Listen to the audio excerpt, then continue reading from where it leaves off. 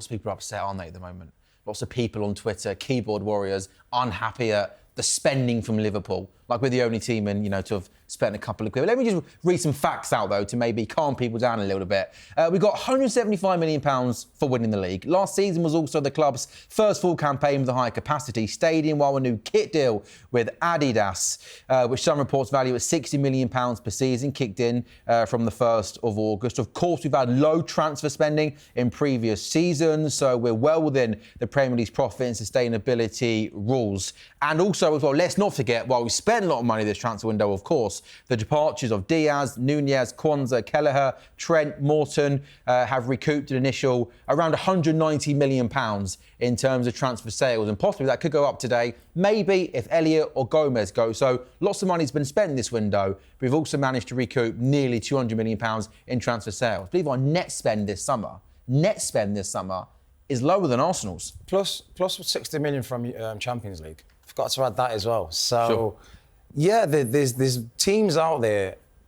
I'm going to name what Sunderland. They've net spent more than Liverpool. So has Manchester United. So has Arsenal, who we just beat, and so has Man City. They've all net spent more than Liverpool. So the argument is just an excuse. It's people are not seeing and reading between the lines like how football, how business, how it works. They're just seeing 100 million for Wirtz, 125 for Isak.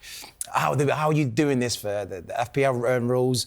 But we've run amazingly. The structure the business that we do, we seem to always get it right. Like I said, the season before, we spent 10 million on Chiesa. We stopped before the season, had one signing in 2 windows, still won the league. So this is where everyone's, I think, it's more of they're frustrated that we're doing it better and looking for an excuse to, gonna start tweeting. Yeah, people love it, don't they? People love it. Is there any, do you think, part of, the way Isak's handled himself? We're over the moon, we've signed this player, but, some people say he could do it to us in a couple of years if, I don't know, Real Madrid or Barcelona come calling, you might fancy that, who knows? Is there any part of that leaves a sour taste in your mouth? Because we could sign Guehi as well, who also this season, we scored last night, didn't he? A wonderful goal, captain in Crystal Palace. Does that leave a sour taste in your mouth, or do you simply not care? Well, he's got the outcome that he wanted, which was ultimately, we discussed before the show, ultimately, the end game was to get to Liverpool and to be part of the Premier League champions. And I just think with him, yes, you can make the argument, well, if you stay at Newcastle for another year, then go in a year's time. But a player's career is short, ultimately, and he wants to be getting the best out of him. Is he 25 now, is he? 25 on a 6-year deal that he signed? So that's sort of he's committing his prime years, and he's starting his prime years, because it might take him. I mean, I don't think it'll take him too long to settle, but it might take him a couple of months to settle. I wonder where he is fitness-wise. Yeah, fitness is an interesting one. There's an argument that his first start, because Burnley away, you might throw him straight in, but, you've got Ekitike already, who seems to... By the way, as well, he's done really well. Let's not forget that, by the way. And also interesting, he's going away with Sweden as well in the international break. He is in their squad. And there's an argument his first start could be in a derby against Everton. So for me, I think he's got a couple of months just to get up to fitness and then settle into the side. But, the idea that coming into Liverpool and I'm surprised, given the legacy that he's built at Newcastle, that he's gone about it so strong and so forthright, but it shows you how ambitious and determined he is to join a club like Liverpool. Jermaine, I think you said last week's show, you simply, as a player yourself, you were in that situation. Did you say last week you'd almost do something similar if you wanted that move, you were so desperate for it? If you want the headline in your mouth there, Danny. Listen, I wanted my move to Liverpool when I was at Birmingham, and I didn't take it out on the team. I took it out on my agent. I was like, you better make sure you make this deal, or I'm not speaking to you. I was a big kid. I threw my toys out of the pram, and every other day I was calling him saying, "What's the latest?" Nothing yet. So I put the phone down. I was just being, I was more to him, but I was still training. But you were still playing, weren't you? It was the end of the season, so I was still training and pre-season. But you didn't think you were going to refuse to train with the team? No. I didn't do that. But he's came out. We don't know what's really gone on behind the scenes. We don't know if he's said this or what. We just, hearing what the media and what's being published. But last season, before this season ended, he notified Newcastle and said, I see my path. I want to leave. I don't want to, remain next season. They've had all that window from the end of the season all the way to now, knowing that he said he's going to leave, knowing that. But he wants to leave. He wants to leave, Yeah. knowing all that. They've had all that window to maybe try and find someone and get a resolve or have more conversations with him to see where his head's at now. And if he's still in that same mind frame that I want to go, then they should know. They've put themselves kind of in a situation. He said, I want to leave, and now he's left. But it could have been a lot smoother, a lot easier. They could have got players in. Well, they tried, to be fair, didn't they? Yeah, they did try and get strikers in. They just couldn't get anyone in, could they? They could have this not unsettled the team. It could have gone, okay, we respect your wishes.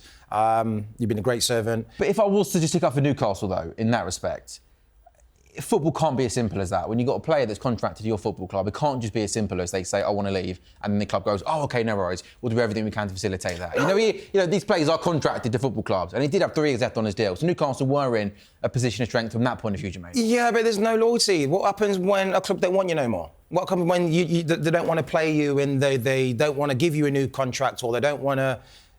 They took away... They had the chance to offer him a new bumper contract, but the sporting director said, oh, do you know what? No, you've got 4 years on your contract, you're not getting it. So there's no loyalty there after what he's just done to them. So it goes both in hand. You can't have all the way, but then when the player wants to leave, or you can't not give the player, reward him in whatever way, or you decide, right, I don't want you anymore. You can leave. You know, your family's all settled, but I'm going to send you to across the world. One thing I would say is I do hope moving forward, because we've seen Vista do something similar, and that's not the first player to do this, it won't be the last. We've also have seen the transfer window someone like an Ellard and Ryan stay loyal, play for Palace when required, and still get his move. We've seen the same with Mark Gahey, where he's played for Crystal Palace, trained, working, and he might still get his move. So I do hope moving forward that we don't get into a position where this happens every single transfer window with a host of top players. Do you think the way his agents advised him has been, beneficial, and that statement that he put out as well? Because I always thought when he put the statements out that was just going to rile Newcastle up more than anything. Do you think this? And obviously, I know the end outcome. We look like we're heading towards him arriving in Anfield later. But do you think that that was a sensible move, putting that statement out? Well, the statement, I think yes, because there was a lot of stuff in the media, a lot of stuff that the club was saying, stuff that we didn't know what was going on. Was it true or not? So, and he sat back while all these rumour mills were building, going around. Was he's being a rebel, he's doing this, but he kept quiet, and then it came to a point where, all right, I need to say my piece, which he said we had conversations at Newcastle. It was vague though, wasn't it? It was vague. What he said. It wasn't really it was a bit like... What was it? It kind of addressed some of the rumours though. I thought Simon Jordan was bang on the money on talkSPORT. He said, all right, mate, who said it? Where did they say it? And when did they say it? Because it was pretty vague, wasn't it? Well, it was vague, but he's not going to start pointing fingers and going, this person said that, because then you are causing more trouble than what it's worth.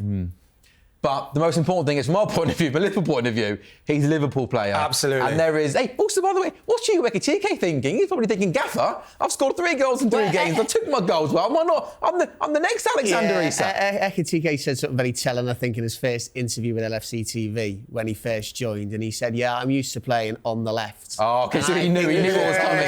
He knew what was coming, didn't he? Yeah. Who would have thought Ekitike would be our third kind of most high-profile side? Yeah. The Vert signing almost feels like it was in a different window. Yeah. The Vert signing feels like it was last summer. Like, we've had him for so long and this whole window's gone on. This show is brought to you by our partners, talkSPORT Bet. New customers get an exclusive offer of £40 in free bets when you bet £10. Go to talksportbet.com/InsideLiverpool.